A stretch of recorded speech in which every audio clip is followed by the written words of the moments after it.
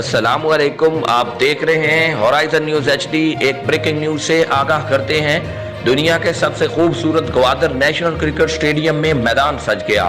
सियासी, समाजी और शोबा सितारों का पहला दोस्ताना मैच शुरू। मुआवन खुसूसी जुल्फी बुखारी, बरतानवी हाई कमिश्नर और मारूफ कमेंटेटर फखरे आलम समेत अहम शख्सियात शरीक। जुल्फी बुखारी ने क्रिकेट मैच को पैमा मोहम्मद अली सदपारा के नाम कर दिया।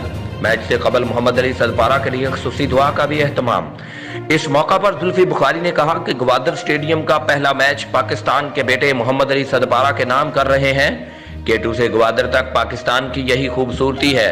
सानेहात भी हमें मुतहिद कर देते हैं। दुनिया की खूबसूरत तरीन क्रिकेट पिच पर खेलने के लिए पुरजोश है। दुनिया आज खूबसूरत बलूचिस्तान और उनके मेहमान नवाज लोग देखेगी।